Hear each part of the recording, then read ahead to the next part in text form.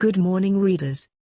I, Harish Boodhoo, warmly welcome you to my channel. Learn as much as possible from my handwritten articles. Open Letter to the Prime Minister. Part 28. This 6th of May 2020. Mario Nobin more important now. 26th of November 2019 Fatal accident at Ton. 5 months and 2 weeks have elapsed plus Navin Kaistner 2 billion rupee drug case since year 2016 and 2017, inquiries not completed. Petty thief arrested and convicted same day. Mr. Prime Minister. A. Welcome to today's point of view. It is in line with the 27 others. Just to refresh your memory. They are also intended for our Facebook and YouTube readers, followers and friends. As a matter of fact, you are requested to take only the best and the parts relevant to your job and the government. And leave the rest. Take care. Remember it, the best interests of the population count and carry weight.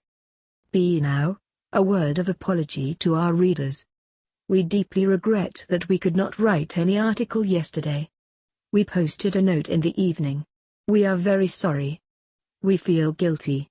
That has not happened for a very long time. We are thinking of repairing it. Some friends were worried about my health. No problem. It is fine. See here under are but a few randomly picked observations arising out of yesterday's events. 1. Opening of libraries. Refer to the paper of last 4th of May.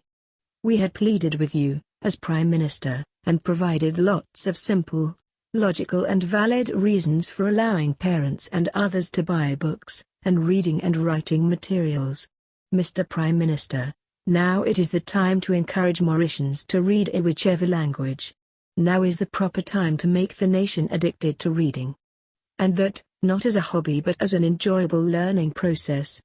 To save Mauritius, reading should become a lifeline, a lifeboat and a life jacket to the population. We should become a nation of readers. If so, we will also be one of inventors, explorers, researchers, writers, scientists, etc. Learn from the United States of America, Canada, Germany and other advanced countries. Now is the time to inculcate a love of reading in the population. Got the message? Open the libraries with the same conditions as those imposed on shops and supermarkets. 2. Special request of former Chief Justice, Eddy Balancy, justified. A. He had made an urgent request to the President of the Republic, to allow him to stay in office for 13 more days. Reason? He wanted to complete 4 important judgments which were hampered by the COVID-19 problems. The President unceremoniously turned down that formal and urgent request. B. Of course, his demand was a reasonable one. Understandable in the exceptional given circumstances. I do not know if the new Chief Justice, Ashraf Kornhai, was aware of that formal request. C. Irony of ironies wills it that the contract of the Commissioner of Police, Mario Nobin, was renewed for the 3rd time last week. He has been a disaster to both the police force and to the country as a whole. Proof, if any, was provided at yesterday's sitting. The Prime Minister replied that he could not answer to questions on the fatal accident of the 26th of November 2019 at Ton. 5 months and 2 weeks have elapsed. Where are the inquiries on the multi-billion rupee drug cases of Navin Kaistner and others? D. And remember it. A petty thief was caught with 200 lichis in the yard of Mario Nobin on 2nd of December 2016. He was arrested and sentenced to prison on the same day. A Mario Nobin is much better than Eddy Balancy. E. En passant, the following sad and happy episodes come flooding back to my mind.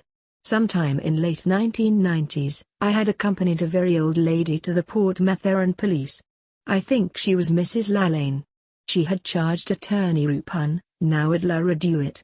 As usual, the case was dropped, because the old lady had passed away. Her complaints were similar to those of other people who had met me. When he was at the head of the Ministry of Arts and Culture, the National Library had elected to stop helping me. All my appeals to him had served no purpose. Sweet revenge. Rupun happens to be the guarantor of the Constitution.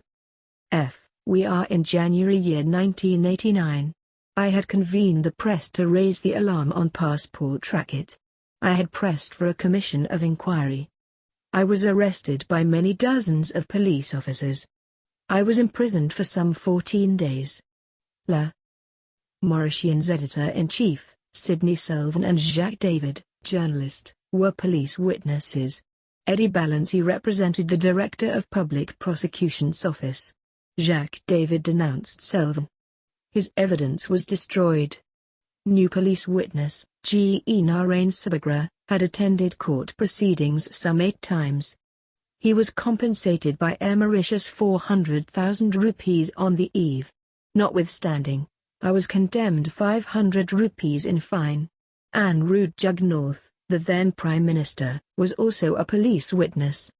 I lost at the Jugnauth and Victor Glover Supreme Court, too. I had no money to go to the Privy Council. 6th of June 1994, lo and behold, gunner-sacks of diplomatic passports were discovered burnt or partially burned at the fire-destroyed house of Anirudh Jugnauth's permanent secretary, Binod Baker. He is now your #1 advisor, Mr. Prime Minister. It is sad. 2 of his wives died in fire. The G.E. Narain Subhagra's framed police witness was one of the biggest scandals of the judiciary. Anirudh tortured me and sent me to prison many times. No problem. But Subhagra's Judas episode and police manipulation will not be forgotten so soon. Keep reading, keep learning.